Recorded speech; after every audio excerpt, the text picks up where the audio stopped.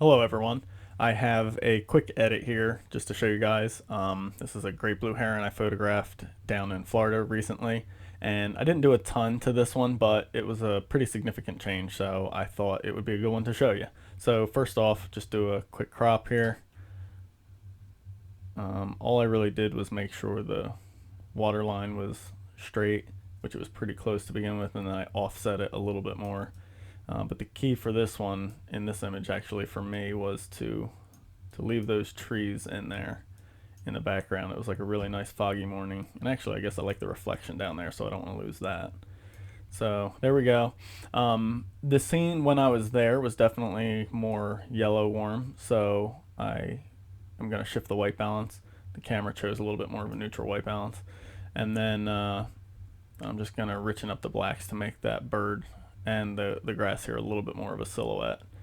Somewhere in there, I want to go a little bit more with the darks. There we go. Really kind of richen it up.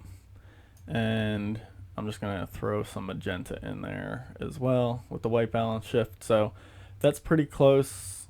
And now I'll actually, there we go. That's a little bit more of what I'm looking for here. So you'll notice the middle here has more detail than the outside edges. So there was a natural bit of a vignette there. So I'll use the radial gradient, invert that, and then pull those shadows down a little bit more to bring them in line with the sides. So there we go. That looks pretty good in here. And then there was just a little bit of cleanup I wanted to do and a little bit of darkening up there. So I'm going to just pull those highlights down to not lose the detail in the back there. So I'll hop into Photoshop real quick.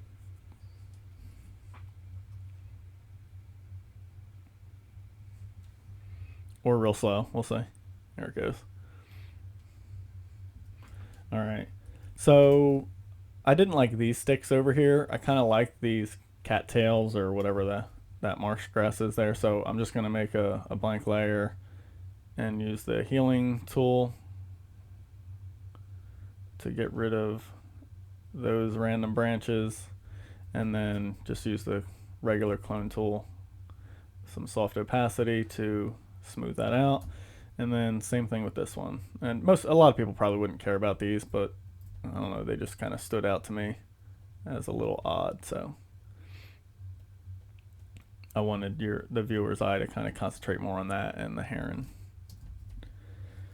And then just a couple of these little bright specks there. So that's about it for any removal. Everything else is looking good. So I just want it a little bit richer in these areas here. So I will use a burn layer.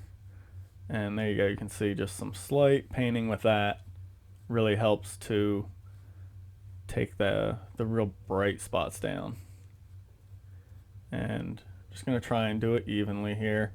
And then these edges, actually, I'm going to lighten up just a little bit, since they had some fall off from the shooting wide open. So f4 on the 500mm lens, which is what I shot this with, always vignettes a bit. So, and then lastly, I wanted to make this all a silhouette, so I'm just going to take all the detail out of that heron. You could see there was kind of a little bit more detail left in there.